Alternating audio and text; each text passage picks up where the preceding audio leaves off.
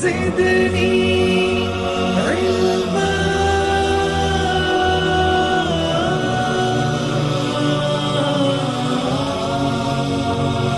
رب زدني علما.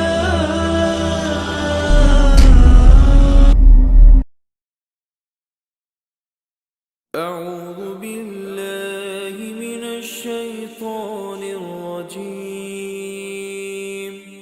بسم الله الرحمن الرحيم. السلام علیکم ورحمۃ اللہ وبرکاتہ.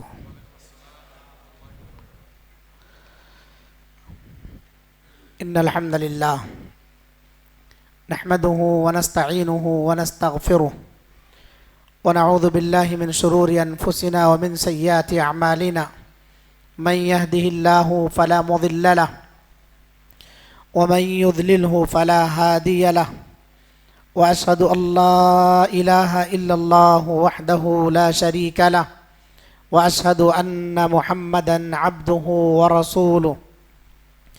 يا ايها الذين آمنوا اتقوا الله حق تقاته ولا تموتن الا وانتم مسلمون. يا ايها الناس اتقوا ربكم الذي خلقكم من نفس واحدة وخلق منها زوجها وبث منهما رجالا كثيرا ونساء واتقوا الله الذي تساءلون به والأرحام إن الله كان عليكم رقيبا. يا أيها الذين آمنوا اتقوا الله وقولوا قولا سديدا يصلح لكم أعمالكم ويغفر لكم ذنوبكم ومن يطع الله ورسوله فقد فاز فوزا عظيما. أما بعد فإن خير الحديث كتاب الله وخير الهدي هدي محمد صلى الله عليه وسلم وشر الأمور محدثاتها وكل محدثة بدعة وكل بدعة ضلالة وكل ضلالة في النار. فأعوذ بالله السميع العليم من الشيطان الرجيم من همزه ونفخه ونفثه. بسم الله الرحمن الرحيم. للرجال نصيب مما ترك الوالدان والأقربون وللنساء نصيب مما ترك الوالدان والأقربون مما قل منه أو كثر نصيبا مفروضا.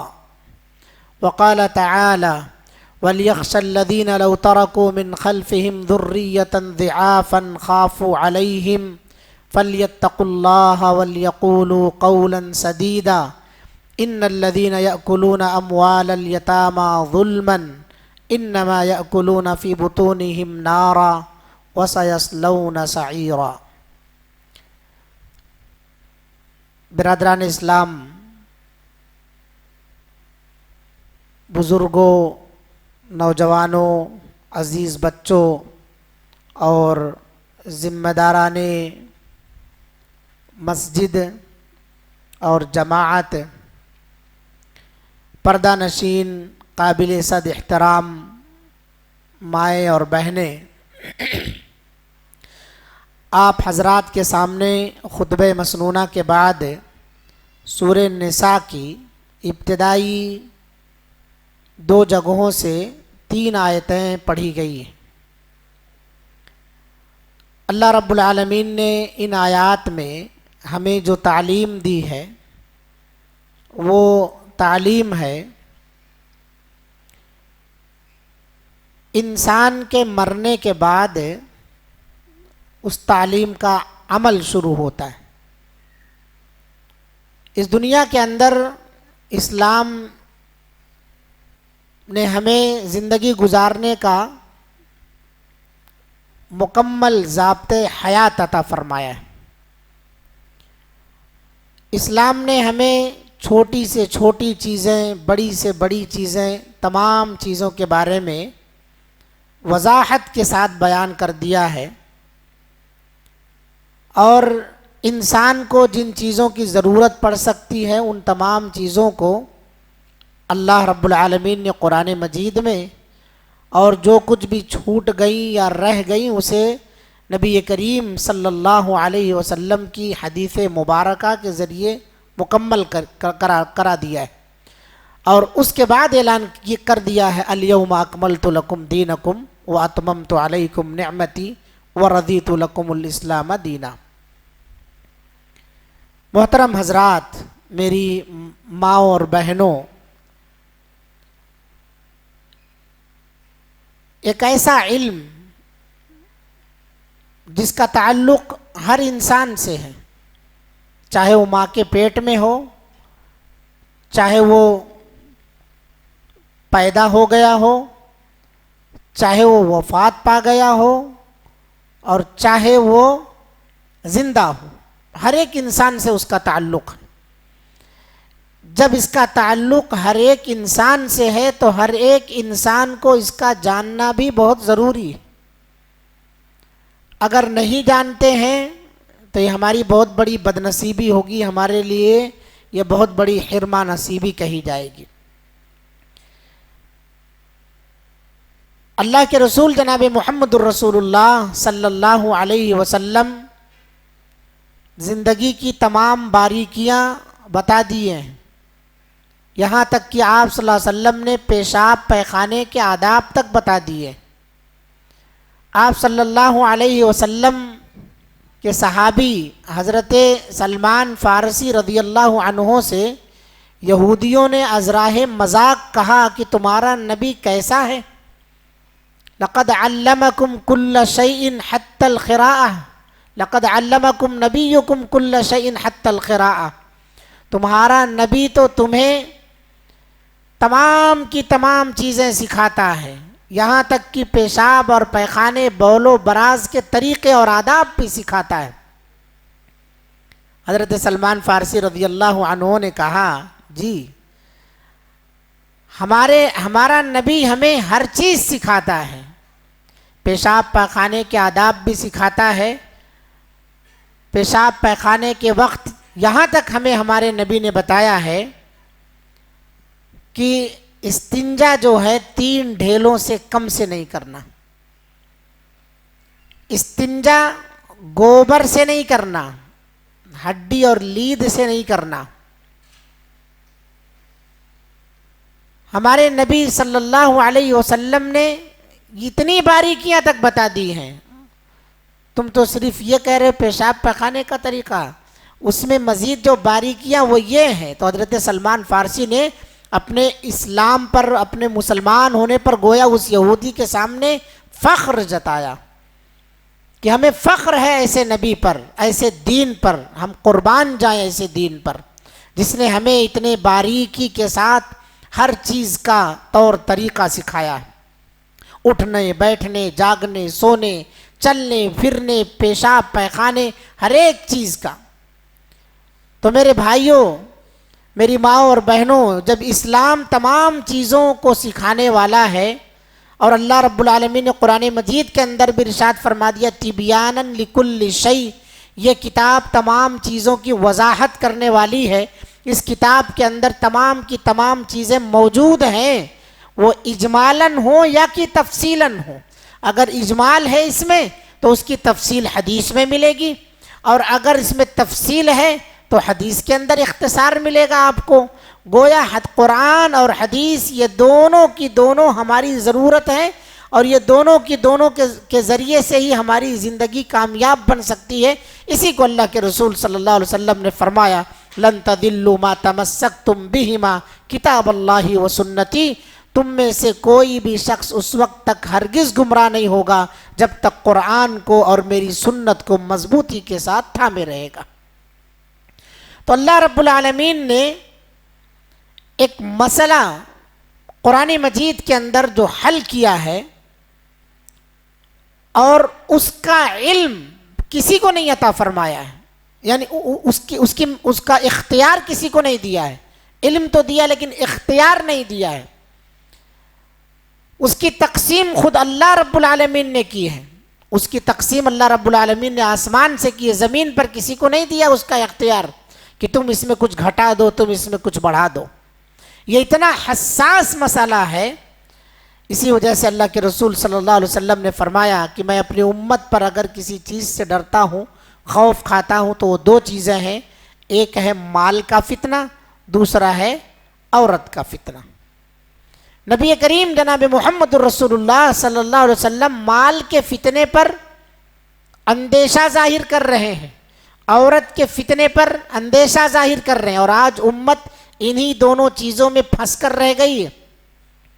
مال کمانے میں چاہے حلال سے آئے چاہے حرام سے آئے، مال دبا لینے میں چاہے اپنا ہو چاہے غیر کا ہو، ہتھیانا قبضہ کر لینا، اور جب یہ چیز شروع ہوئی یعنی امانتیں ضائع ہونا شروع ہوئی تو فانتظر الساعہ، قیامت کا انتظار کیجیے۔ اب اذا ضیعت الامانۃ، جب امانتیں ضائع ہونے لگیں، آدمی اپنا حق اور غیر کے حق میں فرق نہ کرے، آدمی اپنے حصے اور غیر کے حصے میں، غیر کے حصے کو ہتھیا لینے میں ذرہ برابر بھی ہچکچائے نا، تو قیامت کا انتظار کیجیے، کیونکہ امانت اس دنیا سے سب سے پہلے اٹھا لی جائے گی، امانت اٹھا لی جائے گی۔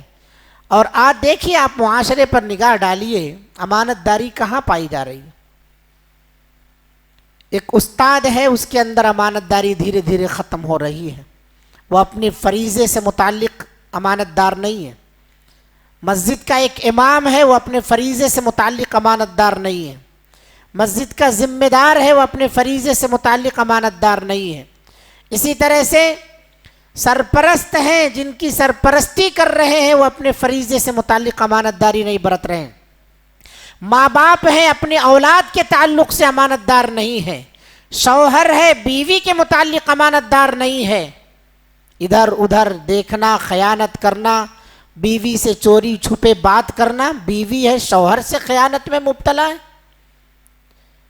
امانت کا مفہوم صرف پیسے پر مت لے جائیے آپ، پیسہ تو اصل ہے ہی ہے، امانت کا مفہوم بہت وسیع ہے، بہت وسیع ہے۔ اور اللہ نے ارشاد فرمایا، جو امانت میں خیانت کرتا ہے، ان اللہ لا يحب الخائنین، اللہ خیانت کرنے والوں کو پسند نہیں فرماتا ہے۔ ہماری یہ شریعت، ہمارا یہ پورا دین امانت ہے۔ امین اللہ رب العالمین، ہم اللہ تعالیٰ کا پیغام زمین پر لانے والا فرشتہ امین، روح الامین اسے کہا جاتا ہے۔ جس پر لے کے آیا وہ امین، صادق اور امین مکہ کے لوگ محمد الرسول اللہ کو کہتے تھے۔ جو دین ہم تک پہنچا ہے وہ دین امانت کے ساتھ ہم تک پہنچا ہے۔ صحابہ کرام پہنچانے والے، تابعین پہنچانے والے ذرہ برابر بھی خیانت نہیں کیے، وہاں صحابہ ذرہ برابر بھی خیانت نہیں کیے۔ تو یہ اس کا پورا سلسلہ ہے، جب یہ چین ٹوٹے گا تو سمجھتے ہیں اثر کہاں تک جائے گا، اوپر تک جائے گا، اور یہ چین دھیرے دھیرے ٹوٹتا جا رہا ہے، امانت داری ختم ہو رہی ہے۔ ہم نے فرق کرنا چھوڑ دیا ہے کہ یہ ہمارا ہے یا غیر کا۔ اسی لیے میں بارہا ایک شعر پڑھا کرتا ہوں، زمیں پر سب کا حصہ ہے پر اس کا کیا کرے کوئی، زمیں پر سب کا حصہ ہے پر اس کا کیا کرے کوئی، کہ کچھ لوگوں نے حصے سے زیادہ گھیر رکھا ہے۔ آپ دیکھیے گلیوں میں چل کر کے، کسی کی سیڑھیاں باہر ہیں، کسی کا سجا باہر ہے، پارکنگ کے لیے سب قبضے میں ہے۔ حق ہمارے گھر کے سامنے کا ہے، روڈ پر قبضہ، آزو بازو کی زمین پر قبضہ، گلی پر قبضہ پورا، لیکن قیمت کتنے کی ادا کیا ہے؟ 60 گز کی، اور گھیرا کتنا ہے؟ 100 گز۔ زمین پر سب کا حصہ ہے پر اس کا کیا کرے کوئی، کہ کچھ لوگوں نے حصے سے زیادہ گھیر رکھا ہے۔ آپ حدیث سنتے ہیں نبی محترم صلی اللہ علیہ وسلم کی، کہ اپنی ذات سے کسی کو تکلیف نہ دو، اپنی بات سے کسی کو تکلیف نہ دو۔ سب سے بہترین مسلمان وہ ہے جس کے ہاتھ سے، جس کی زبان سے دوسرا مسلمان، دوسری روایت میں کہ سارے انسان محفوظ ہوں، سب سے بہترین مسلمان ہے۔ آج مسلمانوں کی بستیوں کا چکر لگا لیجیے آپ، کنتم خیر امت اخرجت للناس، لوگوں کی بھلائی کے لیے جو نکالے گئے ہیں، وہ دبائے بیٹھے ہیں، وہ ہڑپ کیے ہوئے بیٹھے ہیں. لوگوں کی بھلائی کے لیے جو امت نکالی گئی ہے وہ ڈنڈی مارنے میں مبتلا ہے. لوگوں کے بھلائی کے لیے جو امت نکالی گئی ہے وہ امت کیا ہے؟ ایک دوسرے کا حق مارنے پر تلی ہوئی ہے. اللہ تعالیٰ نے ارشاد فرمایا للرجال نصیب مما ترک الوالدان والاقربون وللنساء نصیب مما ترک الوالدان والاقربون. مما دونوں جگہوں پر ہے، مما قل منہ او کثر. مردوں کے لیے بھی جو والدین چھوڑ جائیں ان میں سے حصہ ہے، وہ چھوڑا ہوا مال چاہے کم ہو یا زیادہ. مما قل منہ او کثر، چھوڑا ہوا مال چاہے کم ہو یا زیادہ. متروکہ شے وہ کیسی بھی ہو، چاہے موویبل ہو یا نان موویبل ہو، تقسیم میں برابر آئے گی وہ. وَلِلنِّسَاءِ نَصِيبٌ، عورتوں کے لیے بھی حصہ ہے. نصیب مانے حصہ، عربی میں نصیب کے معنی کیا کہتے ہیں؟ حصہ. وَلِلنِّسَاءِ نَصِيبٌ، عورتوں کے لیے بھی حصہ ہے. مما ترک الوالدان والاقربون، والدین نے جو کچھ چھوڑا ہے یا رشتہ داروں نے جو کچھ چھوڑا، قریبی رشتہ داروں نے کچھ چھوڑا ہے، اس میں خواتین کا بھی حصہ ہے، عورتوں کا بھی حصہ ہے. مما قل منہ او کثر، وہ چاہے کم ہو یا چاہے زیادہ ہو. میرے بھائیوں، یہ جس موضوع پر گفتگو ہوگی نا، آپ اس موضوع سے متعلق آپ یہ سوچ رہے ہوں گے کہ ہمیں کچھ قصے کہانیاں سننے کو ملیں گی، کچھ ہنسنے کو ملے گا. نہیں، یہ قربانی دینے والا موضوع ہے، قربانی دینے والا موضوع ہے. اس سے آپ محظوظ نہیں ہوں گے. اس موضوع کو سن کے اپنا محاسبہ کیجئے، احتساب کیجئے. میں، آپ سب اپنا احتساب کیجئے، معاشرے کا جائزہ لیجئے. محظوظ نہیں ہونا ہے ہمیں. ہم اپنی کوتاہیوں کی اصلاح کے لیے ہر مجلس میں بیٹھے، صرف یہی نہیں، ہر مجلس میں. تو اللہ رب العالمین نے کہا مردوں کے لیے بھی اتنا ہی حصہ ہے ان کے والدین میں سے، چاہے والدین تھوڑا چھوڑ کے مرے ہوں یا زیادہ چھوڑ کے مرے ہوں. مما ترکا، اللہ رب العالمین نے لفظ ترک یترک استعمال فرمایا. ترک یترک ترکن باب نصرہ سے آتا ہے. متروک چھوڑی ہوئی چیز کو کہا جاتا ہے. یہ چھوڑی ہوئی چیز اس کی کیا ہے؟ اس کی جائیداد بھی ہو سکتی ہے، اس کے گھریلو سامان بھی ہو سکتے ہیں، اس کے اپنے استعمال کے سامان جو اس کے بدن پر ہیں، جیسے گھڑی ہے، انگوٹھی ہے، یا اسی طرح سے مہنگی کوئی اور چیز بدن پر پہنتا ہے، کوٹ ہے، جاکٹ ہے، شیروانی ہے. دوسرے بچوں کو آ سکتی ہے تو صرف ایک بچہ قبضہ کر کے نہ رکھ لے ابا کی تمام چیزوں کو وفات کے بعد. اور مما ترکا اسے کہا جاتا ہے جو مرنے والا مرتے وقت چھوڑ کر مرے. جب تک زندہ ہے تب تک ترکا نہیں ہے، تب تک تو مالک ہے وہ. جب تک زندہ ہے تب تک مالک ہے. کتنے بیٹے ہیں آپ کے؟ 3 بیٹے. الحمدللہ، اللہ سب کو نیک بنائے. 3 بیٹے ہیں آپ کے. جائیداد پراپرٹی آپ کی ہے جب تک آپ زندہ ہیں. کوئی بیٹا زندگی میں آپ سے نہیں کہہ سکتا آپ مجھے فلاں زمین دے دیجئے میں گھر بنا لوں، کیونکہ اس کا نہیں ہے وہ، اور اکیلے کا نہیں ہے وہ، 3 بیٹوں کا ہے وہ. ایسی صورت میں جب آپ کا انتقال ہوگا، جب تک آپ زندہ ہیں تب تک اپنی جائیداد کے پراپرٹی کے آپ مالک ہیں، بچے مالک نہیں ہیں. سرپرستی آپ کی، ملکیت آپ کی، سب کچھ آپ کا ہے. انتقال کے بعد وہ مال دوسرے میں ٹرانسفر ہوتا ہے. اسی کو کہا جاتا ہے انتقال شیء من شخص الی شخص آخر. ترکہ اسے کہتے ہیں کہ ایک چیز دوسرے آدمی کے پاس ٹرانسفر ہو جائے. ان سے ان کی ملکیت ختم ہوئی، روح نکل گئی، ہاتھ ڈھیلے پڑ گئے، ختم مسئلہ، ملکیت ختم ہو گئی اب ان کی.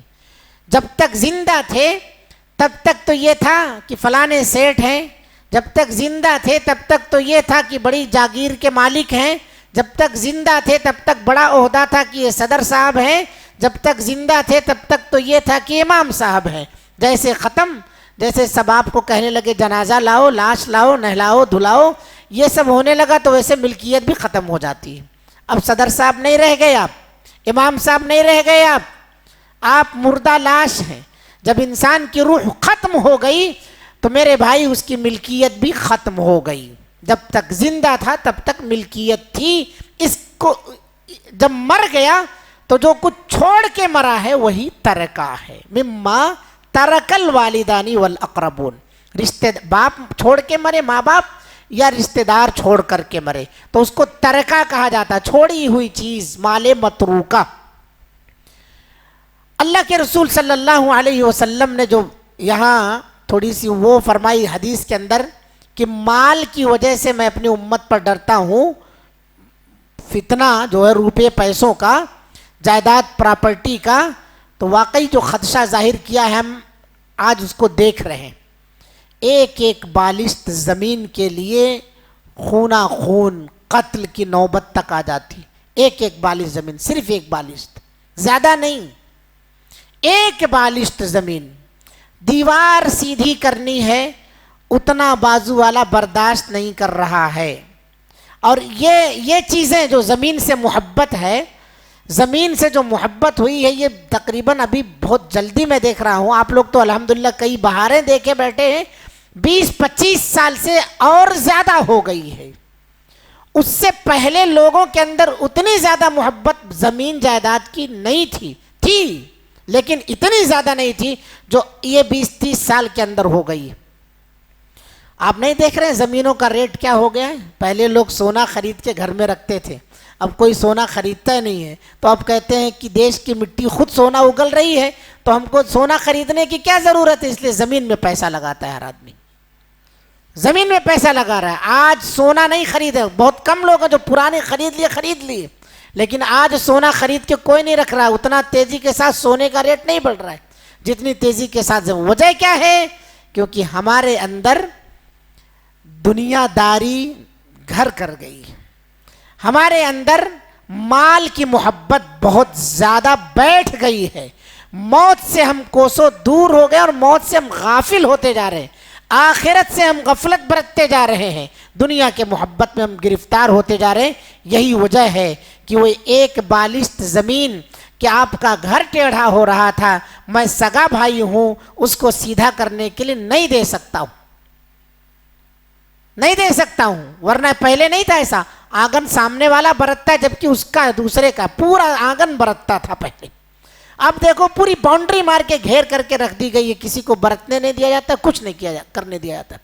تو یہاں اللہ رب العالمین نے جو ارشاد فرمایا للرجال نصیب مما ترک الوالدان والاقربون وللنساء نصیب مما ترک الوالدان والاقربون مما قل منه او کثر، وہ چھوڑا ہوا مال چاہے کم ہو یا زیادہ ہو، مردوں کا بھی حصہ ہے اس میں، عورتوں کا بھی حصہ ہے اس میں، نصیبا مفروضہ. اور یہ حصے جو مقرر کیے ہیں اللہ تعالیٰ نے مقرر کیے، یہ فرض شدہ حصے ہیں، متعینہ حصے.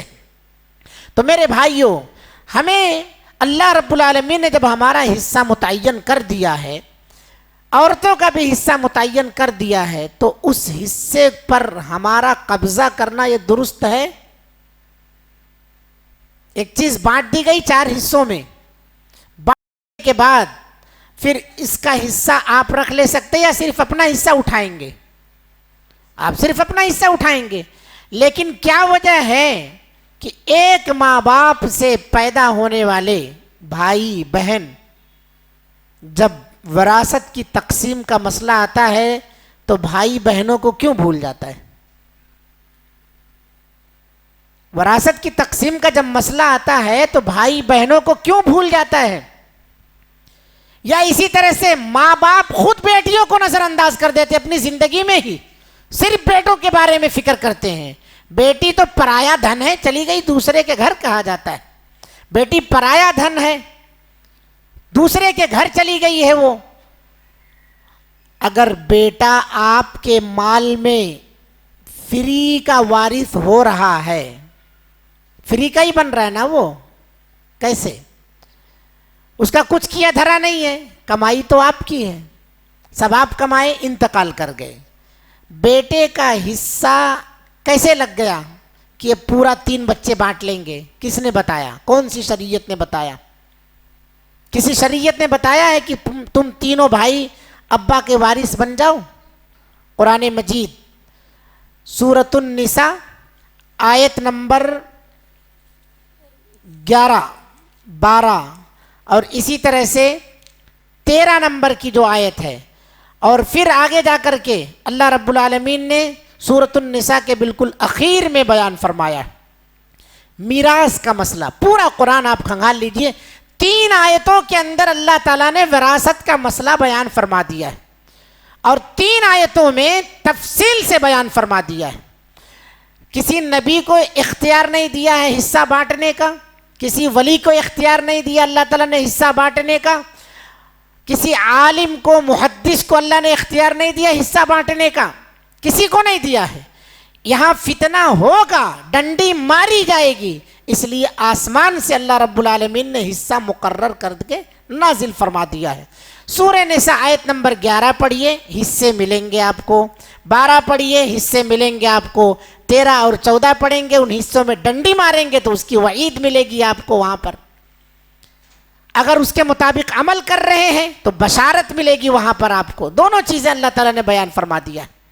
تو آپ سب سے گزارش ہے، مردوں سے بھی عورتوں سے بھی، آیت نمبر 6 سورہ نساء آیت نمبر 6 سے لے کر کے آپ آیت نمبر 14 تک ترجمہ کے ساتھ اپنی زندگی میں ضرور پڑھیے، اور اگر اللہ نے اور بھی شدھ بدھ دیا ہے تو تھوڑی سی تفسیر بھی پڑھیے۔ اس کے بعد تنہائی میں بیٹھ کے اپنا محاسبہ کیجیے، تنہائی میں بیٹھ کے اپنا محاسبہ کیجئے کہ ہم کہاں ہیں، کیا اس حق کو ہم ادا کر رہے ہیں یا نہیں ادا کر رہے ہیں۔ یہ ایک بات کہ اللہ رب العالمین نے میراث کا مسئلہ آسمان سے نازل فرمایا، گویا یہ علم توقیفی ہے، اس میں قاضی صاحب کچھ نہیں کہہ سکتے، محدث صاحب کچھ نہیں کہہ سکتے، امام صاحب اپنی جانب سے کچھ نہیں کہہ سکتے، یعنی اس میں اجتہاد نہیں ہے، اس پر عمل کرنا ہی ہے آپ کو، اس پر کیا کرنا ہے؟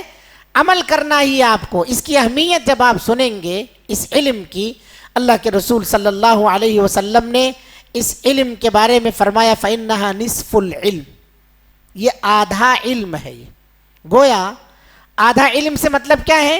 یعنی یہ ایسا علم ہے کہ انسان جو علم پر عمل کر رہا ہے، علوم بہت سارے ہیں، بہت سارے علوم ہیں، ان علوم میں سے آدھے پر ہمارا عمل ہو رہا ہے، اور علم میراث اپنے آپ میں آدھا علم ہے۔ گویا ہم جو عمل کر رہے ہیں شریعت کے آدھے علم پر عمل کر رہے ہیں، اور میراث کے مسئلے پر اگر عمل نہیں ہے تو شریعت کا آدھا علم ہم اس پر بے عمل مر رہے ہیں۔ فَإِنَّهَا نِصْفُ الْعِلْمِ، اللہ کے رسول صلی اللہ علیہ وسلم کا ارشاد ہے۔ آپ صلی اللہ علیہ وسلم نے فرمایا فَإِنَّهَا نِصْفُ الْعِلْمِ تَعَلَّمُوا الْفَرَائِضِ، علم میراث سیکھو کیونکہ یہ آدھا علم ہے۔ وَهُوَ أَوَّلُ شَيْءٍ يُنزَعُ وَيُنسَى، یہ پہلی چیز ہے تمام علوم میں سے کہ یہ کھینچ لی جائے گی۔ وَهُوَ يُنسَى، بھلا دیا جائے گا۔ آج دیکھیے معاشرے میں، یہ حیدرآباد ہے آپ کا، یا اپنا محلہ لے لیجئے کاروان، وراثت کے مسئلے میں کتنے لوگ فتویٰ دیتے ہیں آپ کے کاروان میں؟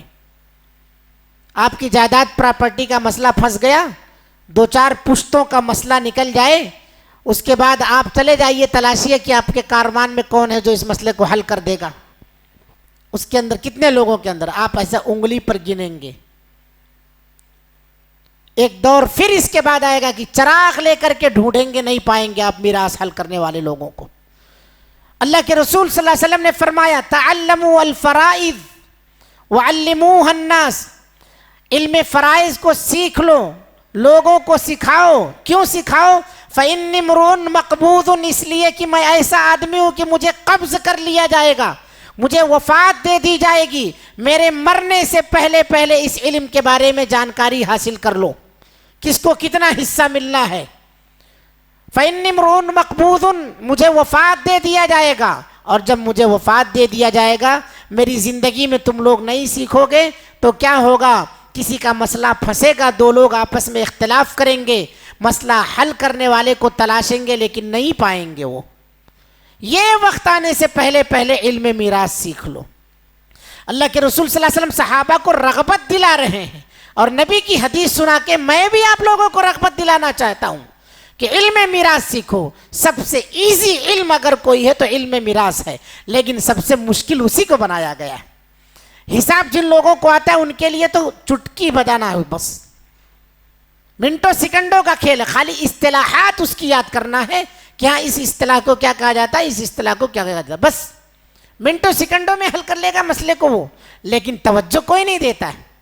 اور ایک اور چیز میں غور کراتا ہوں آپ لوگوں کو, غور یہ کرنا ہے کہ میرے بھائیوں, ہمارے معاشرے میں طلاق اور خلا کے مسائل زیادہ آتے ہیں, نکاح یا طلاق خلا کے مسائل زیادہ پیدا ہوتے ہیں, یا انسان مرتا زیادہ ہے؟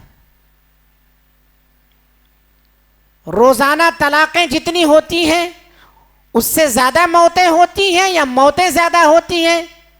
موتیں کم ہوتی ہیں, طلاقیں زیادہ ہوتی ہیں. کیا جواب ہے آپ لوگوں کا؟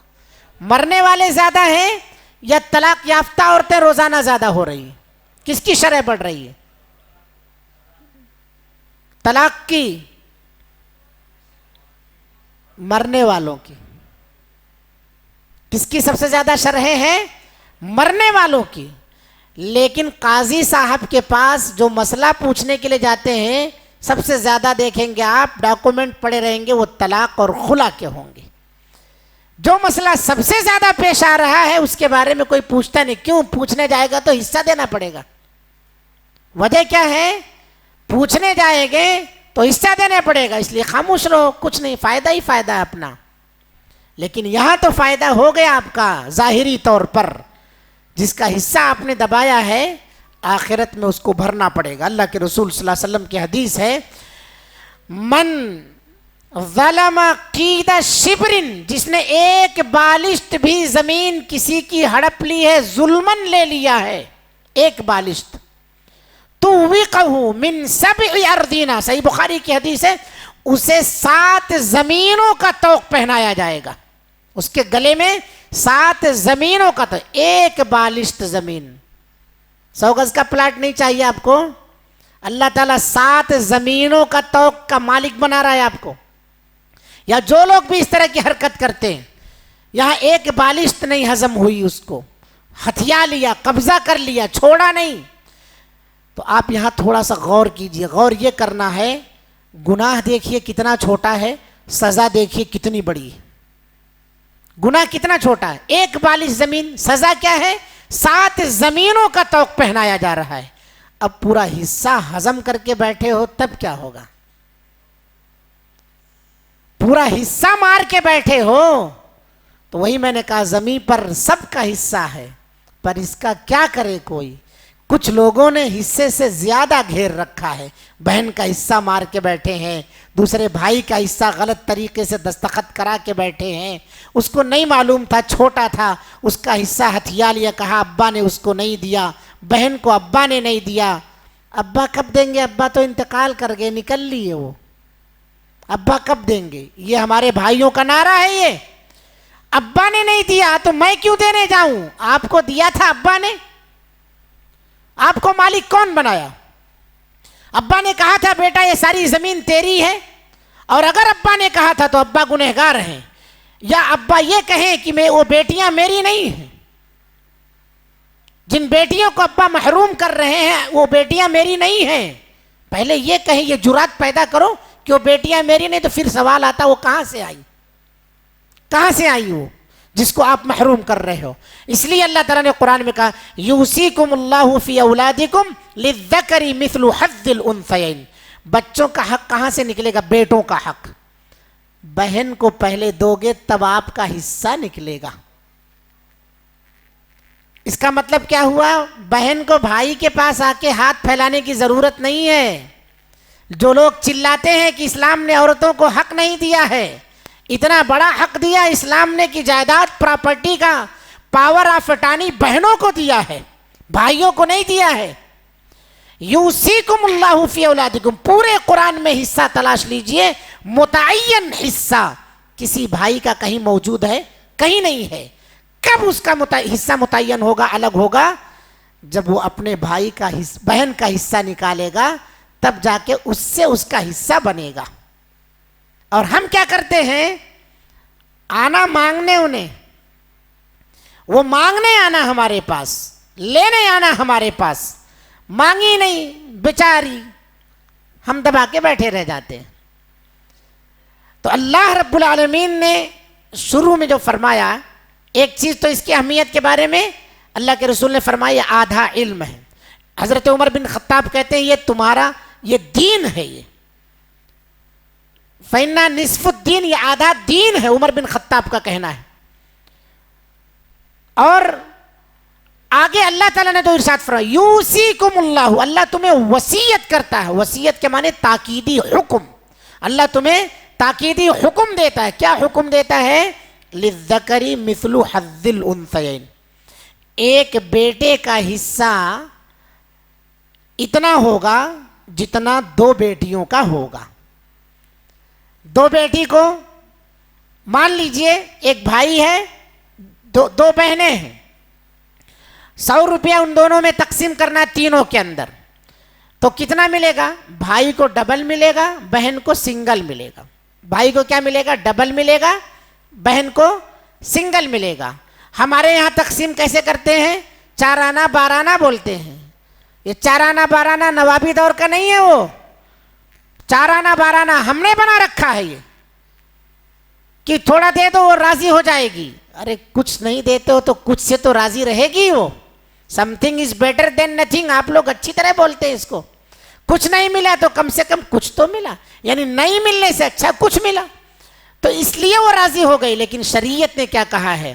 یہ 4 آنا 12 آنا نہیں بولا شریعت نے حصہ، ہر سچویشن میں یہ قاعدہ نافذ نہیں کریں گے۔ اللہ رب العالمین نے ارشاد فرمایا یوصیکم اللہ فی اولادکم للذکر مثل حظ الانثیین، جتنا 2 بیٹیوں کو ملے گا اتنا کس کو ملے گا؟ ایک بیٹے کو۔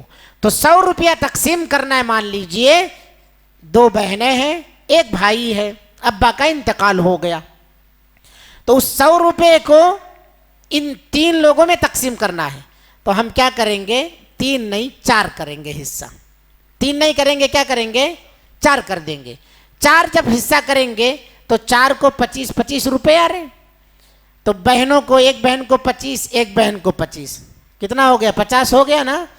جب 50 ہو گیا یہ، تو بھائی کا حصہ 4 کرے تھے نا ہم، اس کو 2 کر دو، اب 2 کو 1 کر دو، اب ڈبل ہو گیا، 50 اس بھائی کو دے دیجئے۔ لیکن اگر بہن اکیلی ہے، اس کے ساتھ بھائی نہیں ہے، اس کا بھائی نہیں ہے، وَإِنْ كَانَتْ وَاحِدَةٌ، وہ تنہا ہے، ماں باپ کی تنہا ہے، فَلَهَا النِّصْفُ، تب یہاں 4 آنا 12 آنا نہیں چلے گا، وہ آدھے کی حقدار ہوگی۔ وہ کیا ہوگی؟ آدھے کی حقدار ہوگی۔ ہم لوگ کیا کرتے ہیں؟ پورا بیٹی کے نام کر دیتے ہیں۔ ہماری غلطی کیا ہے؟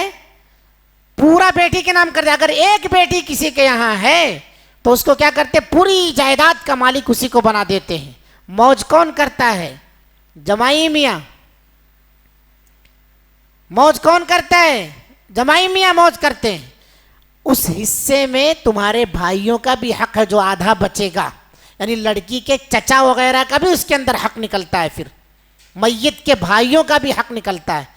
تو ایک غلطی یہ ہوتی ہے۔ دوسرا ایک مسئلہ یہ، اگر وہ بیٹیاں 2 یا 2 سے زیادہ ہوں، بیٹیاں 2 ہوں یا 2 سے زیادہ ہوں، فَلَهُمَا الثُّلُثَانِ مِمَّا تَرَكَ، تو ان کے لیے کیا ہوگا؟ جتنی پراپرٹی ہے اس کو 2/3 میں لے آئیں گے۔ پوری جائیداد کو کیا کریں گے؟ 2/3 میں لے آئیں گے، یعنی پوری جائیداد کو 3 حصے میں بانٹیں گے۔ 2 حصہ بیٹیوں کو دیں گے جو 2 یا 2 سے زائد ہو، بھائی نہ ہو ان کے ساتھ۔ جب بھائی ہے تو کیا طریقہ بتایا؟ Single double. بھائی ہے تو کیا طریقہ بتائے؟ بہن بھائی دونوں ہوں، سنگل ڈبل، یعنی بہن کو سنگل ملے گا، بھائی کو ڈبل مل جائے گا۔ اور جب صرف بیٹی ہو، بھائی نہ ہو اس کے ساتھ، تو آدھے کی وہ حقدار ہوگی، آدھا جو بچا رہے گا، جو اس کے میت کے قریبی رشتہ دار ہوں گے مرد، وہ لیں گے۔ تو میت کا سب سے قریبی رشتہ دار کون ہوگا مرد میں سے؟ اس کا بھائی ہوگا، بیٹا نہیں ہے نا. بیٹا ہے تو چچا محروم، لیکن بیٹا نہیں ہے تو پھر اس کا سب سے قریبی رشتہ دار میت کا کون ہے؟ اس کا بھائی ہے.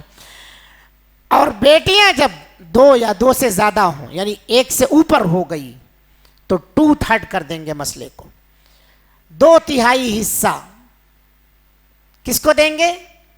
2 بیٹیوں کو یا 3 بیٹیوں کو یا 5 بیٹیوں کو یا 10 بیٹیوں، اسی میں تقسیم کر لینا وہ لوگ. یہ حصہ اللہ نے مقرر کیا ہے. ہم 4 آنا 12 آنا کا قانون بنائے بیٹھے، ہر سچویشن میں 4 آنا 12 آنا نہیں. اچھا اب یہاں دیکھیے، صرف بیٹیاں 3 ہیں، بیٹیاں صرف 3 ہیں یا 4 ہیں یا 5 ہیں، بیٹے نہیں ہیں ان کے ساتھ. تب کیا کرتے ہیں؟ تینوں بیٹیوں کے نام 100 گز کا پلاٹ ہے. تینوں بیٹیوں، ایک بیٹی کے نام ادھر کا 100 گز کا پلاٹ، ایک بیٹی کے نام ادھر کا 100 گز کا پلاٹ، ایک بیٹی کے نام ادھر کا 100 گز کا پلاٹ. 3 جگہ کے پلاٹ تینوں کو میں تو دے دیا ہوں، زندگی میں حق دے دیا ہوں. بولتے حاجی صاحب ہیں، زندگی میں حق دے دیا ہوں، حق مار دیا. آپ کس کا مارے؟ بولیے کس کا مارے؟ نہیں، کس کا مارے؟ دوسروں کا تو دوسرا کوئی بھی ہو سکتا، بھائیوں کا. پھر وہی آئے گا، مرد میت کا قریبی رشتہ دار کون ہے؟ اس کا بھائی ہے. بیٹا نہیں ہے نا بیٹیوں کے ساتھ، تو اس کا سب سے قریبی رشتہ دار. کتنے ایسے لوگ ہیں جن کو پتہ ہی نہیں، یہاں بھائی کا بھائی میں حق بنتا ہے. یہاں نہ لے کر کے کہاں لیتے ہیں ہم؟ اس کی کمائی میں سے ہم گھستے ہیں، گلے میں سے کھینچتے ہیں اس کی. بھائی میں بھائی کا حق یہاں بنتا ہے آ کر کے، کہ جب اس بھائی کی صرف بیٹیاں ہی بیٹیاں ہوں اور میت کا انتقال ہو جائے، بیٹے نہ ہوں اس کے ساتھ، بیٹیوں کے ساتھ، تب یہ بہنیں 2/3 میں تقسیم کر لیں گی، ہے نا. اب مسئلہ یہاں یہ ہے، یہ چیزیں تو ہم سمجھ لیے کیا سچویشن ہوگی. یہاں میں ایک بات کہنا چاہتا ہوں، ہمارے معاشرے میں بہت ساری ایسی چیزیں ہم اختیار کرتے ہیں جس کی وجہ سے ہم بہنوں کو وراثت سے محروم کرتے. بہت ساری ایسی چیزیں. سب سے پہلی چیز تو میں نے یہاں وضاحت کی، کیا ہے وہ چیز؟ پہلی چیز یہ ہے کہ ہم نے میراث کے مسئلے سے متعلق جانکاری حاصل کرنا ضروری سمجھا ہی نہیں ہے. منمانی تقسیم کر دیتے ہیں. ماں باپ بھی ہیں جو بیٹا سب سے زیادہ اس کی خدمت کرے گا، اس کے نام 150 گز 200 گز کا پلاٹ، یعنی جتنا سب کو تقسیم کریں گے اس سے زیادہ کچھ دے دیتے. یہ دینا صحیح ہے؟ حصے سے زیادہ دینا صحیح ہے؟ نہیں. کیوں نہیں صحیح ہے؟ کیونکہ دوسروں کا حق مار رہے ہیں آپ اپنی زندگی میں اگر دے رہے ہیں تب تو برابر برابر دینا ہے. مثلا ایک باپ ہے، اس کے 3-4 بیٹے ہیں، اگر وہ ضد کر رہے ہیں کہ ہمیں گھر بنانے کے لیے دیجئے زمین، زبردستی کر رہے، پہلے تو زندگی میں مانگنا ہی نہیں ہے، کیونکہ ان کا کچھ نہیں، سب باپ کا ہے، ان کا کچھ نہیں ہے. باپ کی پراپرٹی جب مر جائیں گے تب ہمارا حق بنتا ہے اس کے اوپر. ان کی زندگی میں میرے بھائیوں یہ گزارش کر رہا ہوں، اپنے ماں باپ کو مجبور نہ کرو، لاچار اور بے سہارا نہ چھوڑو. ایک دن ایسا آتا ہے کہ ماں باپ اس چکر میں پڑ کر کے، پیار اور محبت میں اولاد کی پڑھ کر کے اپنا روڈ پر آ جاتے ہیں، اور خود اپنا حصہ اپنے بچوں سے لینا یا نکلوانا ان کے لیے ناکوں چنوں چبانے کے برابر ہو جاتا ہے. اس لیے مجبور نہ کرو. اور اگر مجبور کرتے ہیں کوئی بھی اولاد اپنے باپ کو، والدین کو مجبور، یعنی باپ کو مجبور کرتے ہیں، تو پھر باپ کا حق بنتا ہے کہ جتنا ایک بیٹے کو دے اتنا سب بیٹوں کو، صرف بیٹوں کو نہیں بیٹیوں کو بھی اتنا ہی برابر دے گا. یہاں وفات کے بعد سنگل ڈبل کا مسئلہ تھا نا، اب مرنے زندگی میں اگر تقسیم کر رہے ہیں آپ، ہبہ کا حکم ہو جائے گا، وہ برابر برابر دینا پڑے گا. دلیل نعمان بن بشیر رضی اللہ عنہ، ان کا واقعہ بڑا مشہور ہے، بارہا سنتے ہیں آپ. انہوں نے اپنے یہ کہتے ہیں کہ میرے والد نے مجھے ایک باغ دے دیا ہدیے میں، تحفے میں. وہ باغ کا علم جب میری والدہ کو ہو تو والدہ نے کیا کہا کہ اللہ کے رسول صلی اللہ علیہ وسلم سے پہلے اس پر گواہی لے کے آؤ، قربان جائیے ان خواتین پر. آج چپکے سے ماں کہتی فلاں بیٹے کے نام فلاں پلاٹ کیوں نہیں لکھ دیتے آپ؟ رات میں ٹیوشن پڑھاتی ہے شوہر کو، صبح میں شوہر کہاں ہوتا ہے؟ صبح میں رجسٹر آفس میں ہوتا ہے وہ، بیٹے کے لیے پلاٹ لکھنے کے لیے وہاں کھڑا ہوتا ہے. وہ مائیں کہاں ہیں؟ اے دختر اسلام، بنو زینب و کلثوم، ورنہ یہ نئی نسل جمع کون کرے گا؟ ماں کہتی ہے، بیوی کہتی ہے کہ اللہ کے رسول صلی اللہ علیہ وسلم سے پہلے اس پر گواہی لے کے آؤ. آپ صلی اللہ علیہ وسلم اس پر مہر لگا دیتے ہیں کہ آپ نے جو کام کیا وہ ٹھیک ہے، تو پھر آپ دے دیجئے.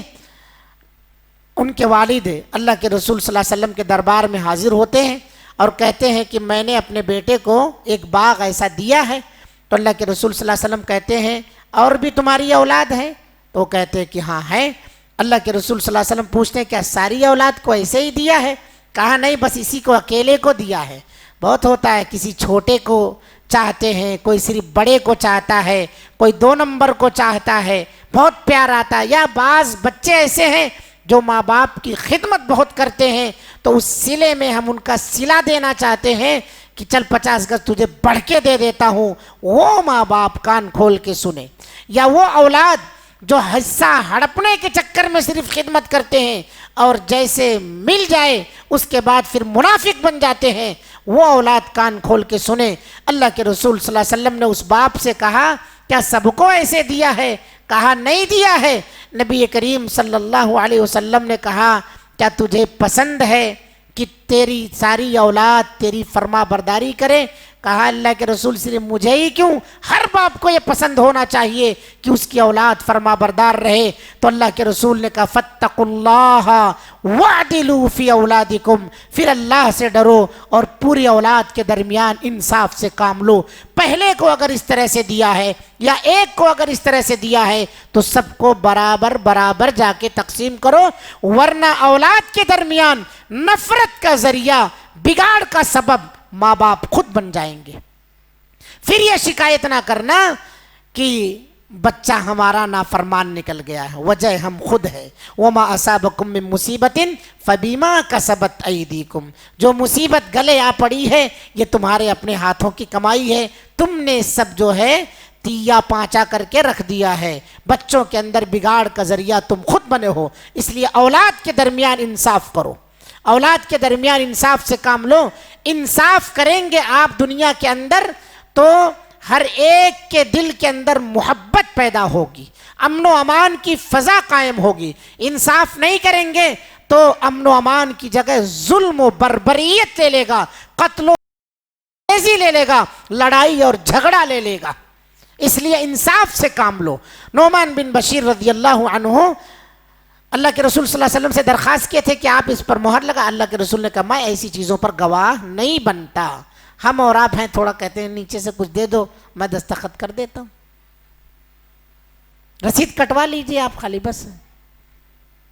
اللہ کے رسول صلی اللہ علیہ وسلم نے کہا یہ ظلم ہے اور ظلم کا گواہ میں نہیں بنوں گا، ظلم کا گواہ میں نہیں بنوں گا. تو ایک چیز جو میں عرض کر رہا تھا کہ زندگی میں بہت سارے باپ کو ان کی اولادیں جو مجبور کرتی ہیں، اگر آپ کو تقسیم کرنا ہی پڑ گیا تو کیسا کریں گے آپ؟ زندگی میں برابر برابر کریں گے تاکہ اس کو احساس ہو کہ میں نے اپنا نقصان کر لیا. اگر ابا کے مرنے کا انتظار کرتا میں تو میرا فائدہ ہوتا. کیا ہوتا تھا؟ میں ڈبل پاتا تھا. بہن سنگل پاتی تھی، میں ڈبل پاتا تھا. لیکن اگر زندگی میں مجبور کر دیا ہے وہ، تو باپ کو چاہیے کہ بیٹیوں کو شریک کر کے سب کو برابر برابر دے. بیٹیوں کو باپ ہی نظر انداز کر دیتا زندگی میں تو بیٹا کہنے پر مجبور ہو جاتا ہے ابا نے اسے نہیں دیا تو میں کیوں دوں. وراثت مرنے کے بعد کون تقسیم کرے گا؟ ابا قبر میں سے آئیں گے، کون تقسیم کرے گا؟ بھائی تقسیم کرے گا. تو بھائی جب تک، کیونکہ بھائی یہاں رہ گیا باپ کے گھر میں، اس لیے وہ تقسیم کر رہا ہے. اور ایک مسئلہ اور یہیں پر ہے.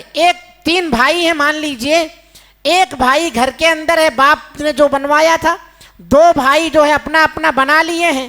وہ 2 بھائی اس بھائی سے کہتے ہیں گھر چھوڑ دو، تو یہ کہہ رہا ہے کہ نہیں ابھی تک اماں زندہ ہیں، جب تک اماں زندہ ہیں تب تک رہنے دو ان کو اماں کے مرنے کے بعد. اور اماں بھی بڑی ہوشیار، اماں کہتی ہیں کہ یہ گھر جب تک میں زندہ ہوں تب تک تقسیم نہیں ہوگا، اگر تقسیم کرے تو میری لاش پر سے گزر کے جانا پڑے گا تمہیں. یہ ماں میراث کی تقسیم میں رکاوٹ بن رہی، بچوں کو گنہگار کر رہی ہے. ایسی مائیں بھی کان کھول کے سنیں. بہت ساری بے اعتنائیاں، بے توجہیاں یا اسی طرح سے غفلت کے ہم میراث کے مسائل میں شکار ہیں۔ میرے بھائیوں، میری ماں اور بہنوں، یہ مسئلہ میں بار بار کہتا ہوں کہ یہ کوئی محظوظ ہونے والا نہیں ہے کہ اس سے آپ کے کان جو ہے بڑے خوش ہوں گے کہ ہاں بڑی ایسی باتیں سن رہا، نہیں، یہ ہمارا اپنا احتساب کرنے کا، ہم کہاں جا رہے ہیں، شریعت کیا کہہ رہی ہے، ہم کیا کر رہے ہیں، من مانی کر رہے ہیں ہم خالی۔ اسی لیے اللہ رب العالمین نے کہا تلک حدود اللہ، یہ اللہ کے حدود ہیں۔ یہ سب اللہ نے میراث کا مسئلہ بیان کرنے کے بعد کیا کہا ہے، جہاں اللہ تعالیٰ نے اس کو کہا ہے فریضۃ من اللہ، اللہ کی جانب سے مقرر شدہ ہے، وصیۃ من اللہ، اللہ کی طرف سے تاکیدی حکم ہے، اس کو مان لو۔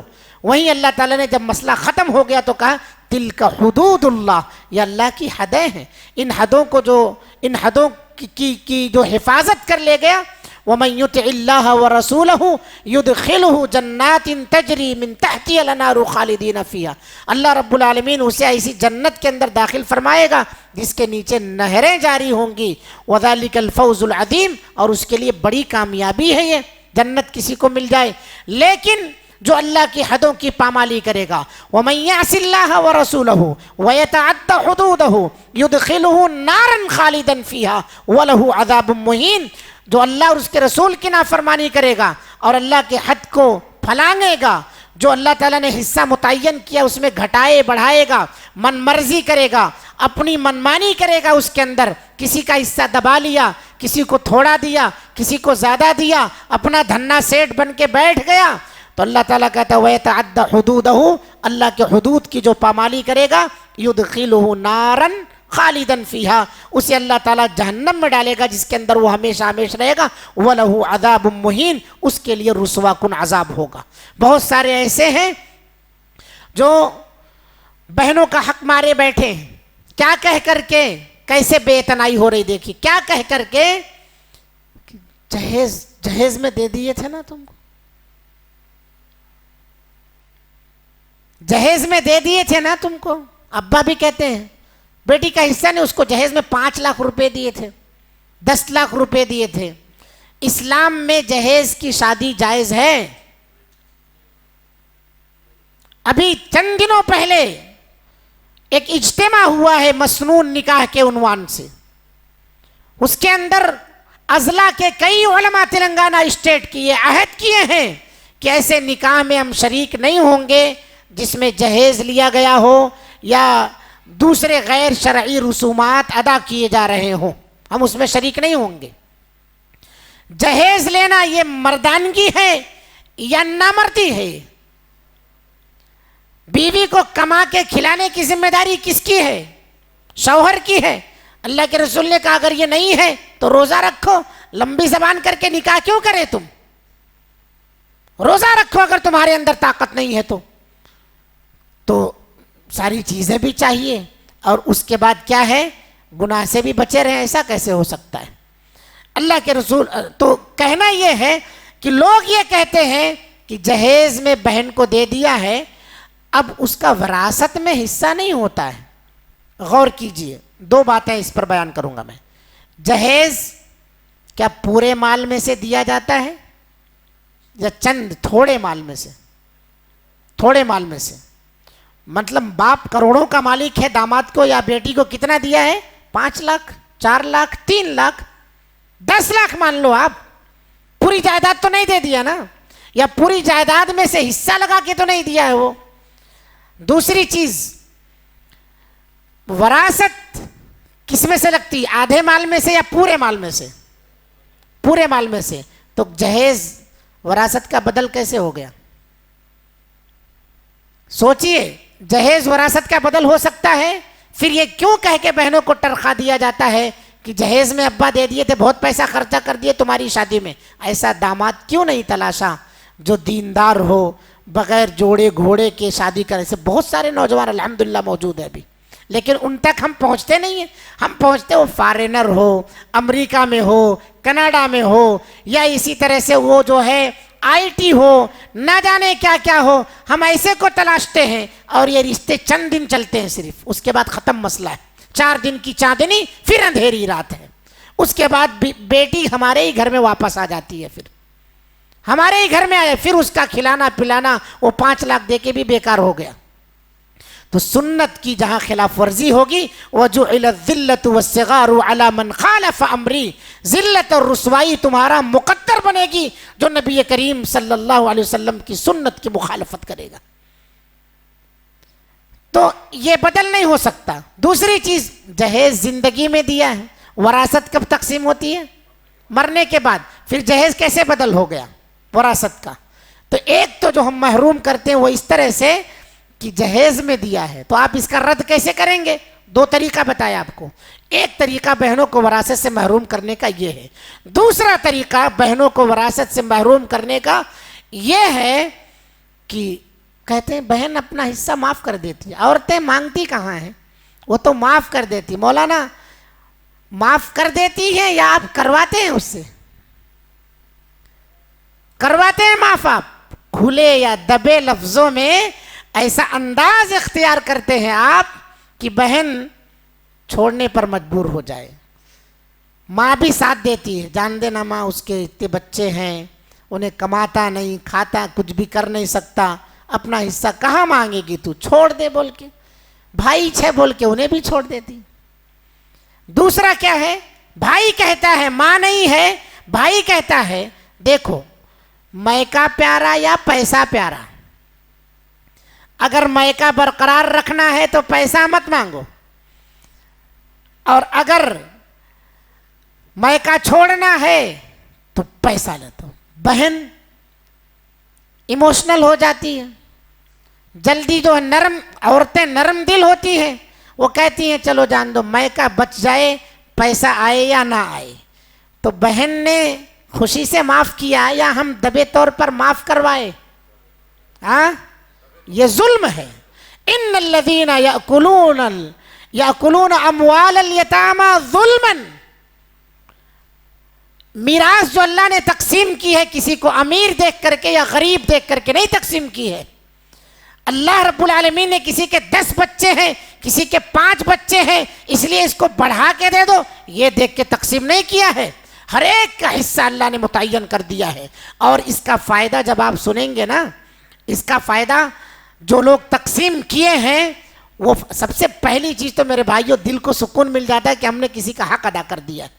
سب سے پہلا سکون ملتا ہے جب آپ کسی کا قرضہ لیے ہوں، جب تک قرضہ ادا نہیں کر دیتے تب تک ایک ٹینشن رہتا ہے، کون سے چوراہے پر مانگ لے، کہاں آ کر کے پوچھ لے، بھری محفل میں کھلے بازار میں کہاں پوچھ لے، ہے نا، ٹینشن رہتا ہے. لیکن جیسے ادا کر دیتے ہیں آپ، پھر آپ کی چال ہی بدل جاتی ہے، آپ کے اٹھنے بیٹھنے کا طریقہ ہی چینج ہو جاتا ہے. بہن کا حصہ دبا کے پھر بہن پر ہی سینہ زوری، اس کے ساتھ خیر خواہی، گھر کے اندر وہ آئے تو بیوی کا منہ اتنا موٹا سوج جائے، اس کا حصہ لے کے بیٹھے، اس کے باوجود کھیت کی جائیداد پراپرٹی ساری چیزیں آپ کے حق میں ہے، بہن کو 2 دن 4 دن گوارا نہیں کر سکتے آپ. اور جو لوگ خیر خواہی کر رہے ہیں وہ خیر خواہی اپنی کمائی سے نہیں کر رہے ہیں، بہن کا حصہ وہاں موجود ہے، بہن کے حصے سے خیر خواہی کر رہے ہیں. تو بہنوں کو وراثت سے جو محروم کیا جاتا ہے، لوگ یہ نعرہ لگا دیتے ہیں کہ بہن کہاں لیتی ہے اپنا حصہ، وہ تو معاف کر دیتی ہے.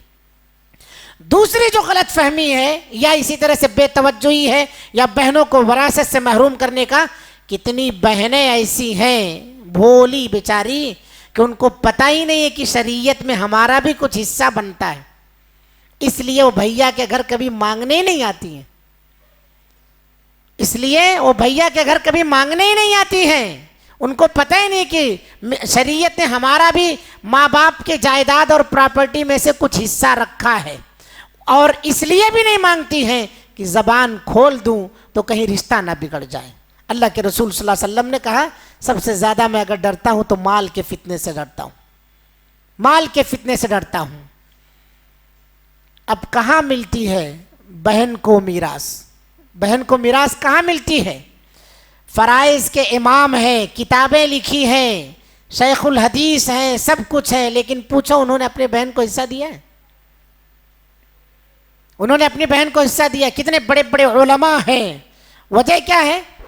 نہ بہن مانگنے آتی ہے نہ ہمارا یہ خیال بنتا. میں پہلے کہہ دیا ہوں ہمارا حصہ جب بہن کو دیں گے تبھی بنے گا, ورنہ ہمارا بھی حصہ نہیں بنے گا, اس لیے آپ پوری جائیداد کے مالک نہیں. دوسری چیز یہاں غور کرنے کی ہے وہ یہ ہے کہ ہم بھی اپنے ابا کے بیٹے, بہن بھی ہمارے ابا کی بیٹی, ہر چیز میں یہ مسئلہ چلتا ہے. لیکن جیسے ہی ابا ہمارے انتقال کر گئے میراث کا مسئلہ پھنستا ہے تو وہ بہن اجنبی کیسے ہو جاتی ہے. ہم اپنے باپ کی جائیداد مفت میں پائے, مفت میں, فری میں پائے نا. فری میں سے اگر ہم اپنی بہن کو نہیں دے سکتے ہیں تو ہم کیا آپ سے امید کریں کہ آپ اپنی کمائی میں سے دے سکتے ہیں. فری میں سے, مفت میں آئی باپ کی جائیداد, فری میں سے آپ نہیں دے سکتے ہیں تو آپ سے ہم کیا امید رکھیں کہ آپ جو ہے اپنی گاڑھی کمائی میں سے دے سکتے ہیں. اور جس نے بھی بہن کو حصہ نہیں دیا ہے وہ اپنی کمائی میں سے نہیں دے رہا ہے, وہ اسی میں سے عید کو, بقرعید کو وہ بکرا قربان کر کے جو آپ پہنچاتے ہیں نا ران, اس سے بہن کا حق نہیں ادا ہو گیا ہے. ران جو پہنچا دیتے ہیں آپ بیٹی کے لیے, بہن کے لیے, نہیں, اس سے حق نہیں ادا ہوا.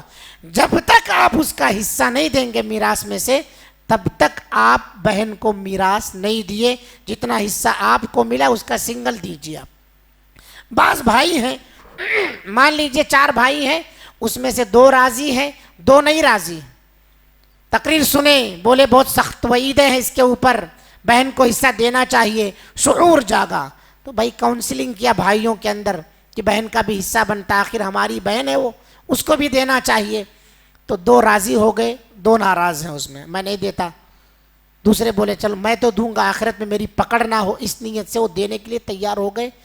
تو جو دینے کے لیے تیار ہوئے ہیں وہ کیسے ادا کریں گے, وہ کیسے ادا کریں گے؟ جو حصہ ملا ہے اس میں سے وہ حصہ لگا کے سنگل ڈبل کر کے بہن کو, میں نے پہلے کہا یہ مال مفت کا ہے, مال مفت کا ہے, باپ کی کمائی میں سے آیا ہے, آپ کو, آپ کی ملکیت نہیں تھی.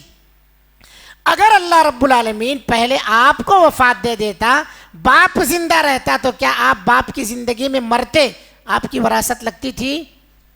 نہیں لگتی تھی. یہ بھی غلطی ہے کہ بیٹا باپ کی زندگی میں مر جائے تو اس کو شریعت نے وارث قرار نہیں دیا ہے, اس لیے کہ وارث کا زندہ رہنا ضروری ہے, وارث بنانے والے کا مرنا ضروری ہے, اور وراثت پانے والے کا زندہ رہنا ضروری ہے. وارث کون بنا رہا؟ اوپر والے. اوپر میں کون ہے؟ باپ ہے, دادا ہے, ماں ہے, نانی ہے, یہ لوگ, دادی ہے, یہ لوگ وارث بنا رہے ہیں. ان میں سے کوئی نہ مر کے, یعنی باپ نہیں مرا, بیٹا مر گیا, تو بیٹا مر گیا تو آپ کا حصہ لگے گا؟ نہیں لگے گا. مگر یہ غلطی ہمارے یہاں ہوتی ہے, اس میں بھی اس کا حصہ لگا دیتے ہیں, اس میں بھی حصہ. 3 مان لیجئے 4 بھائی ہیں, ایک بھائی کا انتقال باپ کی زندگی میں ہو گیا, بچے 3, تو باپ کے مرنے کے بعد 3 بھائی بچے ہیں, ایک بھائی کا باپ کی زندگی میں انتقال ہو گیا ہے, تو 3 کا حصہ لگے گا, 4 کا نہیں لگے گا, کیونکہ وارث بنانے والے کی زندگی میں مر چکا ہے, وہ وفات پا چکا ہے بیٹا.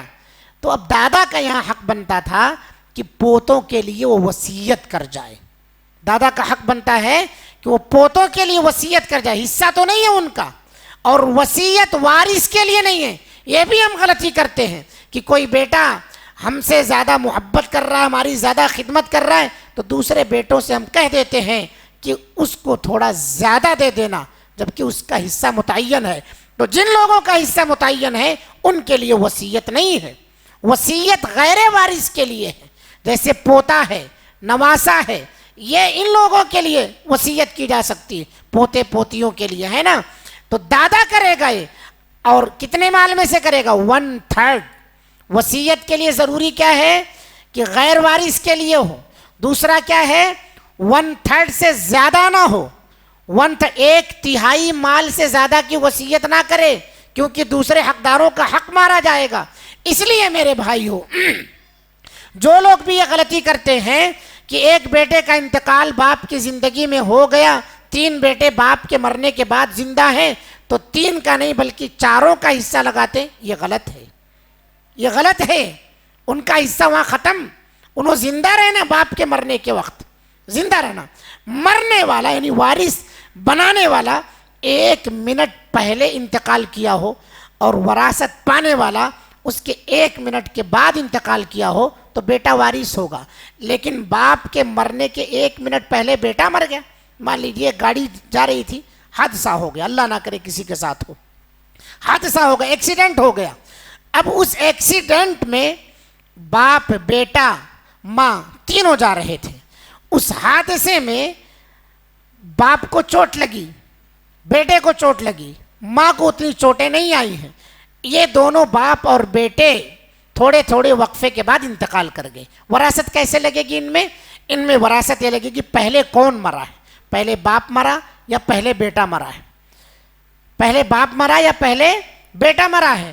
اگر پہلے باپ مرا ہے تو بیٹا تو وارث ہی ہے، لیکن پہلے بیٹا مر گیا، چاہے 1 منٹ پہلے، 1 سیکنڈ پہلے بیٹے کا انتقال ہو گیا تو وہ باپ کی وراثت سے محروم ہو جائے گا، باپ کی وراثت سے محروم ہو جائے گا. وہ اس لیے کہ شرط ہے یہ کہ جو وراثت پائے وہ زندہ رہے اور وارث بنانے والا مر جائے. پتہ کیا چلا کہ زندگی میں وراثت نہیں ہے، اور جو مر گیا اس کے لیے بھی حصہ نہیں لگے گا. اس کے مال میں سے اس کے بچے پائیں گے، دادا میں سے بیوی کو حصہ، بہو کو حصہ نہیں نکلتا ہے، نہیں نکلتا. اس کی کمائی میں سے اس کی بیوی پائے گی. یہ الگ بات ہے کہ جو لوگ رشتہ دار ہیں رحم کھا کے رشتہ داری کے ناطے کچھ دے دیں بھاوج کو، پوتوں کو، جو بھتیجے وغیرہ ہیں ان لوگوں کو. تو میرا کہنا یہ ہے کہ جو غلطیاں ہو رہی ہیں اس کی اصلاح ہونی چاہیے. بہنوں کو جو وراثت سے محروم کیا جا رہا ہے اس سے ایک چیز یہ ہے کہ ہم یہ سوچتے ہیں کہ اگر بہنوں کو ہم نے دے دیا تو ہمارا مال کم ہو جائے گا. اس سے بھی بہن کو محروم کیا جاتا ہے. وہ مال ہمارا تھا کب؟ میں بار بار یہ کہتا ہوں، وہ مال ہمارا تھا کب؟ ہمارا نہیں تھا، ابا کا تھا.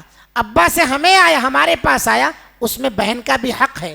اللہ تعالیٰ نے ارشاد فرمایا ایسے لوگوں کے بارے میں جو یہ عقیدہ رکھتے ہیں، الہاکم التکاثر حتی زرتم المقابر، ہلاک ہو گئے مال جمع کرنے والے، کون کیا لے گیا ہے. اس لیے میرے بھائیوں، فرعون، حامان، قارون نہ بنو، فرعون قارون نہ بنو.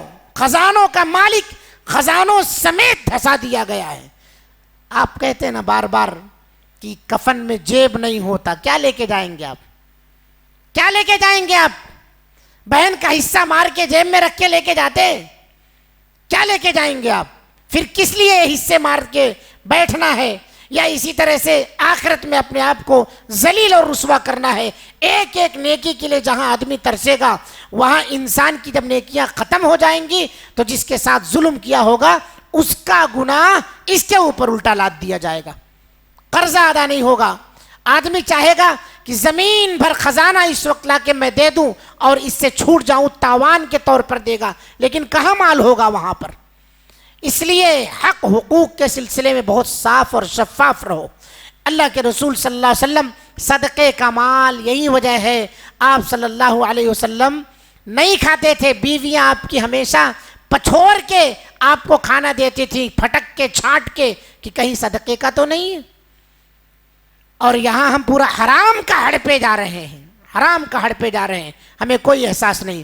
تو ایک بہنوں کو وراثت سے محروم کرنے کا سبب یہ ہے کہ ہم یہ سوچتے ہیں کہ بہن کو دیے تو ہمارا مال کمزور ہو جائے گا. دوسرا ایک سبب یہ بھی ہے بہنوں کو وراثت سے محروم کرنے کا کہ ہمارا ایمان کمزور ہو چکا ہے. اللہ کی ذات پر ہمارا بھروسہ ہی نہیں، اللہ کی ذات پر ہمارا عقیدہ نہیں رہ گیا ہے، مال کے ہم رسیہ بن گئے ہیں.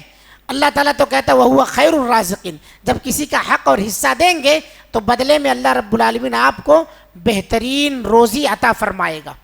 خیر الرازقین ہے وہ، حق ادا کرنے پر اللہ تعالیٰ مدد کرتا ہے ہماری ایک دوسرے کی. تو ہمیں یہ چاہیے کہ ہم میں سے جن کے بھی والدین وفات پا چکے، بہنوں کو میراث نہیں دیا ہے تو ضرور ان کو ادا کریں، مرنے سے پہلے پہلے اس کام کو انجام دے لیں. اور 3 دن جب باپ وفات پا جائے تو 3 دن گزر جانے کے بعد چوتھے دن، حدیث میں ہے، چوتھے دن میراث تقسیم کر لو. کیوں؟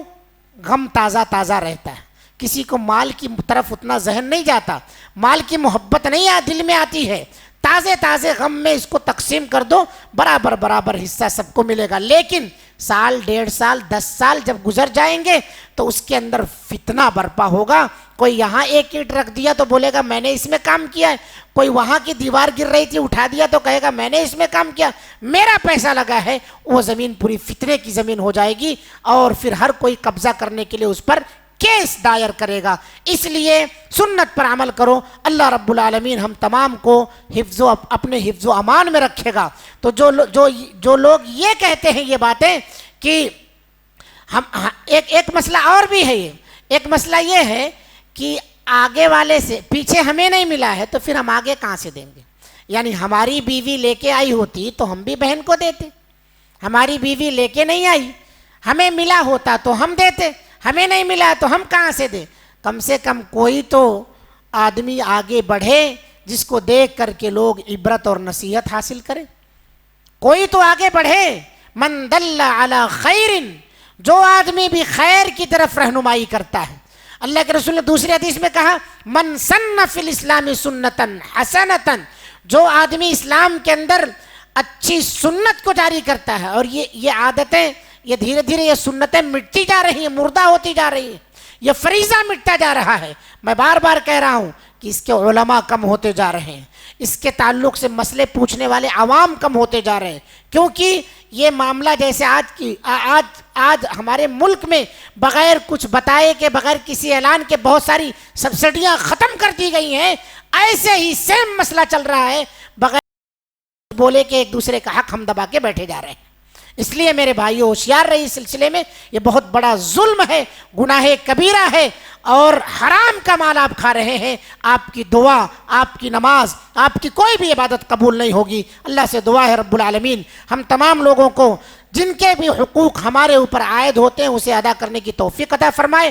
بہنوں کا جو حق بنتا ہے میراث میں مکمل طور پر پائی پائی کا حساب کر کے ان کے حق کو ادا کرنے کی ہم سب بھائیوں کو توفیق عطا فرمائے.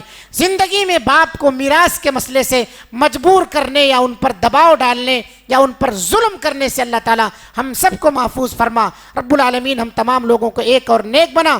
ہمیں دنیا میں جب تک زندہ رکھ، ایمان اور اسلام کی حالت پر زندہ رکھ. جب خاتمہ فرما تو خاتمہ بالخیر عطا فرما. آمین وآخر دعوانا ان الحمدللہ رب العالمین. والسلام علیکم ورحمۃ اللہ وبرکاتہ. السلام علیکم ورحمۃ اللہ وبرکاتہ. سوال یہاں یہ ہے کہ سب سے پہلی چیز دیکھیے، اس میں میت جب مر جاتا ہے تو مرنے والے کی پراپرٹی جائیداد میں سے سب سے زیادہ حقدار اس کے فروع ہوتے ہیں، برانچ. ماں باپ جڑ ہیں اور برانچ اس کی اولاد ہے. اولاد کبھی بھی وراثت سے محروم نہیں ہوگی، کبھی بھی محروم نہیں ہوگی، مگر اس شرط کے ساتھ کہ وہ اولاد کافر ہو، اس شرط کے ساتھ کہ وہ اولاد قاتل ہو، اس شرط کے ساتھ کہ وہ اولاد، ایک تیسری بھی شرط ہے اس سلسلے میں، وراثت سے روک دینے والی چیزیں، وراثت سے روک دینے والی چیزوں میں سے ایک چیز موانع ارث اسے کہا جاتا ہے. تو یہ سارے لوگ جو ہے کبھی بھی وراثت سے محروم نہیں ہوں گے. نہ بیٹا محروم ہوگا نہ بیٹی محروم ہوگی. اگر بیٹا یا بیٹی دونوں میں سے کوئی بھی قاتل ہے تب جا کر کے وہ لوگ وراثت سے محروم ہو سکتے ہیں، ورنہ کسی صورت میں وہ محروم نہیں ہوں گے. تو اللہ کے رسول صلی اللہ علیہ وسلم یا قرآن مجید کے اندر جو باتیں یہ آتی ہیں کہ بیٹی اگر ایک ہو، ابھی سوال یہی آیا ہے کہ بیٹی اگر ایک ہو تو 50% ملے گا، بیٹیاں ایک سے زائد ہو گئیں، 2 ہو گئیں یا 2 سے 3 ہو گئیں، 4 ہو گئیں تو اس کو 2/3 ملے گا. پوری جائیداد کا ہم 3 حصہ کریں گے، ان 3 حصوں میں سے 2 حصہ بیٹیوں کو دے دیں گے، 1 حصہ بچ گیا. تو اس کو بتایا گیا کہ میت کا جو قریبی مرد رشتہ دار ہوگا اس میں چلا جائے گا، تو اس کا مطلب ان کے چچا وغیرہ حصے دار بن جائیں گے. دوسرا سوال اسی بیس پر کیا گیا ہے کہ یہ تو عورتوں کا مسئلہ ہو گیا، اگر صرف لڑکے ہی لڑکے ہوں، بیٹیاں نہ ہوں ساتھ میں، یعنی بھائی ہوں بہنیں نہ ہوں ان کے ساتھ، تب کیسے تقسیم کریں گے؟ ہم نے بتایا تھا کہ بھائیوں کا حصہ بہنوں کو نکال کے مل رہا ہے، بہنوں کا جب نکالیں گے تو بھائیوں کا حصہ متعین ہوگا۔ سوال یہ ہے کہ بہنیں نہیں ہیں تب بھائیوں کا حصہ کیسے ہوگا؟ تو برابر برابر سب لے لیں گے، وہاں مسئلہ کیا ہے؟ ہاں، ماں زندہ ہے تو ماں کا حصہ آئے گا، اس میں بھی آئے گا۔ ماں ہر صورت میں لے کے آنا ہے ہم کو، اگر ماں ہے تو وہاں لکھنا چاہیے ماں، ماں نہیں لکھیں گے، بیوی لکھیں گے مرنے والے کی، یعنی جو مرتا ہے، وراثت جب تقسیم کرتے ہیں ہم تو جو مرتا ہے اس سے رشتہ جوڑا جاتا ہے، جو پانے والے ان سے رشتہ نہیں جوڑیں گے ورنہ حصہ گڑبڑ ہو جائے گا۔ مثلا ایک آدمی مر گیا عبداللہ، اس کی بیوی زینب، اس کے 2 بیٹے 3 بیٹیاں، تو اب ہم ان نیچے والوں سے رشتہ نہیں لگائیں گے کہ ماں، ورنہ اس کا مسئلہ خراب ہو جائے گا۔ تو کیا لکھیں گے؟ عبداللہ میت ہے، کس کو چھوڑا ہے؟ بیوی زینب کو، 2 بیٹوں کو، 3 بیٹیوں کو، تو ماں کا حصہ لگے گا۔ ماں کا حصہ شریعت کے اندر اگر اولاد ہے تو 6واں حصہ ملتا ہے، اگر اولاد ہے یعنی بیوی کا حصہ، ماں نہیں بیوی کا حصہ، اگر اولاد ہے تو 8واں حصہ ملتا ہے بیوی کو، اگر اولاد نہیں تو 4تھا حصہ ملتا ہے، یعنی 1/4۔ مرنے والے کی اگر اولاد نہیں ہے تو بیوی کو 1/4 ملے گا، اگر مرنے والے کی اولاد ہے تو بیوی کو 1/8 ملے گا، 8واں حصہ ملتا ہے۔ ماں نہیں جوڑیں گے وہاں پر، آپ ان کا رشتہ مت جوڑیے، میت سے کیا رشتہ ہے وہ جوڑنا ہے ہمیں۔ ہاں، تو بیوی لکھنا پڑے گا وہاں پر، عبداللہ کی بیوی زینب، اس کو کیا ملے گا؟ اولاد ہے نا اس کی، 2 بیٹے 3 بیٹیاں، کیا حصہ ملنا چاہیے؟ 1/8، ہاں 1/8، اور اگر اولاد نہیں ہے 1/4۔ ٹھیک ہے؟ شوہر کا بھی حصہ سن لیجیے، بیوی مر گئی، کس کو چھوڑا اس نے؟ شوہر عبداللہ کو، 2 بیٹوں کو، 3 بیٹیوں کو، تو اگر اس کے ساتھ اولاد ہے تو شوہر کا حصہ 1/4، جو بیوی کا اولاد نہ ہونے کی صورت میں تھا وہ شوہر کا بن گیا، اور اگر اولاد نہیں ہے تو شوہر آدھے مال کا بیوی کے حقدار ہوتا ہے۔ سمجھ گئے؟ بیوی کی 2 صورتیں، شوہر کی 2 صورتیں۔ بیوی کی 2 صورتیں کیا ہے؟ اولاد ہونے کی صورت میں 1/8، اولاد نہیں ہے تو 1/4۔ شوہر کی 2 حالتیں ہیں، کیا ہے؟ پہلی حالت اولاد ہونے کی صورت میں 1/4، اولاد نہیں ہے تو نصف، آدھا، 1/2 ہے نا، 1/2، تو 1/2 شوہر کو ملے گا۔ تو یہاں یہ لکھنا پڑے گا، یہ نیچے والوں کا رشتہ نہیں جوڑنا ان کی ماں، ورنہ ان کو میت بنانا پڑے گا۔ تو کبھی بھی ہم حصہ جب بانٹیں گے تو میت سے، جو جن کو وارث بنایا ہے ان سے رشتہ جوڑیں گے، میت سے، مرنے والا، پھر اس کے بعد نیچے کیا ہے؟ ان سے کیا رشتہ ہے؟ میت سے ان کا، تو بیوی ہے، بیٹے ہیں، بیٹیاں ہیں، ہے نا۔ اب مرنے والے کی ماں ہے، مرنے والے کی ماں یعنی یہ بچوں کی دادی، یہ بچوں کی دادی، تو اس کا حصہ الگ نکلتا ہے۔ هذا ما عندي والله اعلم بالصواب۔ مزید علماء اور مقررین کے بیانات سننے کے لیے ہمارے YouTube چینل کو سبسکرائب کیجیے۔ جزاک اللہ۔